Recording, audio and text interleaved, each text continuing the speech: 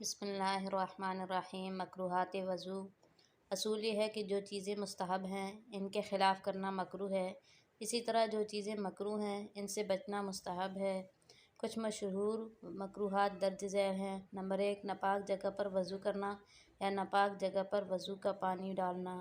Number 2، کلی کے لیے بائیں ہاتھ سے پانی لینا۔ نمبر 3، بائیں ہاتھ سے ناک میں پانی ڈالنا۔ نمبر 4، بلا عذر دائیں ہاتھ سے نال صاف کرنا یا استنجا کرنا۔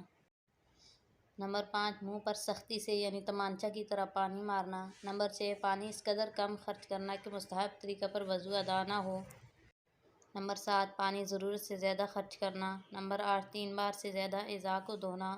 نمبر 9، 3 بار نیا پانی لے کر مسح کرنا۔ نمبر 10، وضو کے اعضاء کے علاوہ کسی اور عضو کو بلا ضرورت دھونا۔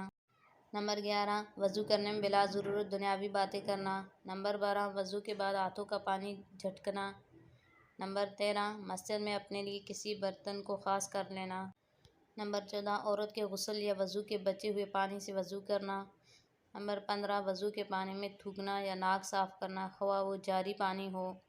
نمبر 16، مسجد کے اندر وضو کرنا۔ نمبر 17، لوٹے یا کپڑے وغیرہ پر ازائے وضو سے پانی ٹپکانا۔ نمبر 18، بلا عذر ایک ہاتھ سے منہ دھونا۔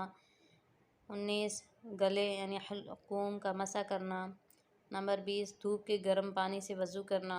نمبر 21، ہونٹ یا آنکھیں زور سے بند کرنا۔ نمبر 22، وضو کے لیے بلا عذر کسی دوسرے سے مدد لینا۔ نمبر 24، سنت طریقے کے خلاف وضو کرنا۔